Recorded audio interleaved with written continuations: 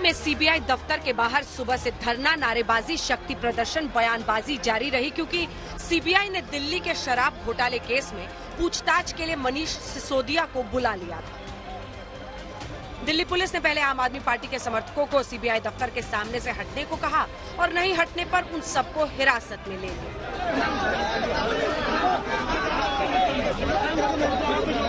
सीधे सीधे ये गुजरात इलेक्शन में हार की हताशा है।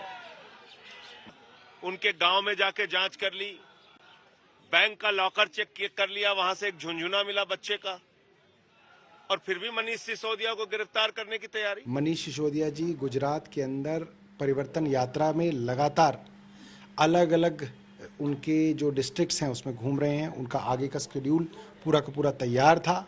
बीजेपी को इसकी पूरी की पूरी सूचना है और इसीलिए जो है उनको अरेस्ट किया गया है।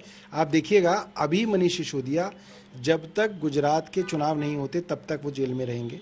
ये भारतीय जनता पार्टी का खौफ है, जिसकी वजह से जो आम आदमी पार्टी के नेता, आम आदमी पार्टी के कार्यकर्ता वहां पर शांतिपूर्ण तरीके से बैठ के मनीष सिसोदिया जी के बाहर आने का इंतजार कर रहे थे, उनको जेल में डाल दिया। इससे पहले सुबह सुबह मनीष सिसोदिया ने तैयारी शुरू कर दी। वो घर से टीका लगाकर माता जी का आशीर्वाद लेकर निकले। राजघाट में बापू की समाधि पर पुष्पांजलि अर्पित की। पार्टी दफ्तर गए, फिर रैली की शक्ल में सीबीआई दफ्तर तक पहुंचे। इस दौरान आम आदमी पार्टी के कार्यकर्ता सिसोदिया और सत्येंद्र जैन को आज का भगत सिंह बता रहे थे। सिसोदिया कह रहे थे कि गुजरात में चुनाव प्रचार रोकने के लिए उन्हें गिरफ्तार किया जा रहा है।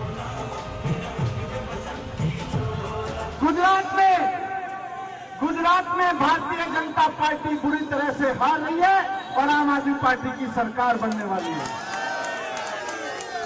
इसीलिए बीजेपी घबरा गई है, इसीलिए बीजेपी डर गई है और इसीलिए झूठे केस मेरे ऊपर करवा के मुझको जेल में डालना चाहती है। ये जश्न भ्रष्टाचार है। This is almost celebrating corruption. पहले तो भ्रष्टाचार कीजिए, दलाली कमाइए और उसके ऊपर जब आपसे पूछा जाए सवाल, जब आपसे सवाल पूछताछ किया जाए तो आप जश्न मनाइए। जिस प्रकार से मनीष सिसोदिया आज एक खुले कार में अपने समर्थकों के साथ नारे लगाते हुए, फूल माला डाले हुए निकले हैं, ऐसा लग रहा है मानो कोई किला फतेह करके वापस आ रहा है। 1 महीने तक ये मनीष सिसोदिया को गिरफ्तार करेंगे। जैसे ही 8 तारीख को नतीजे आएंगे, गुजरात में आम आदमी पार्टी की सरकार बनेगी, जेल के ताले टूटेंगे, मनीष सिसोदिया छूटेंगे। जेल के ताले टूटेंगे, जेल के ताले टूटेंगे, मनीष सिसोदिया छूटेंगे। गुजरात से लेकर दिल्ली तक सुबह से ये सारी सियासी तिकड़मबाजी दिल्ली शराब घोटाले के आरोपों और जांच पर हो रही थी। इसी घोटाले के केस में सीबीआई ने सिसोदिया के घर छापेमारी की थी, सिसोदिया से पूछताछ की थी, उनके बैंक लॉकर तलाशे थे। इसके बाद शराब घोटाले के बाकी आरोपियों से पूछताछ की, कुछ सबूत, कुछ दस्तावेज बरामद किए। इन्हीं बयानों और सबूतों में हुए खुलासों की सच्चाई पता लगाने के लिए सीबीआई ने मनीष सिसोदिया को पूछताछ के लिए बुलाया था।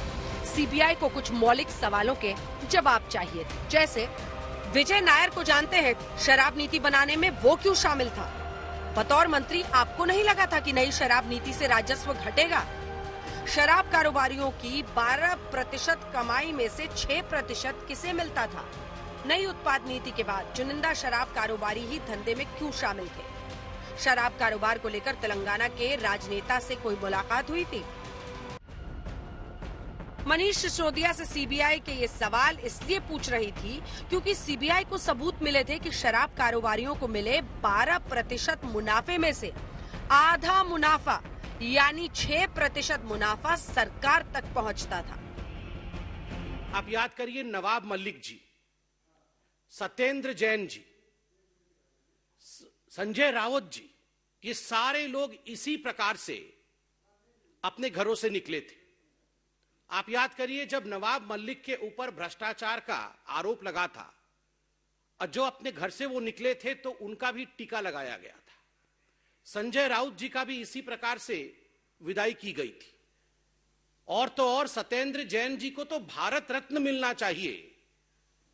इस प्रकार से अरविंद केजरीवाल जी ने उनका स्वागत किया था।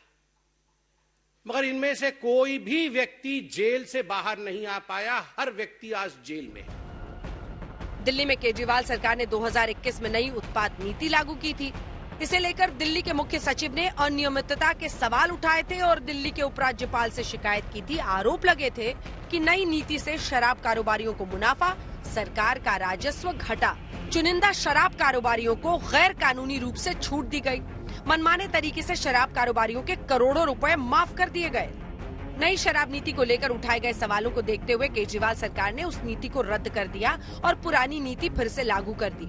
इसके बाद सीबीआई ने 17 अगस्त को मनीष सिसोदिया और 14 अन्य आरोपियों के खिलाफ मामला दर्ज कर इस मामले की जांच शुरू कर दी थी। सीबीआई के अलावा प्रवर्तन निदेशालय ने भी सितंबर महीने से इस केस में जांच शुरू की। विजय नायर को सीबीआई ने, जबकि शराब कारोबारी समीर महेंद्रू को प्रवर्तन निदेशालय ने गिरफ्तार किया है।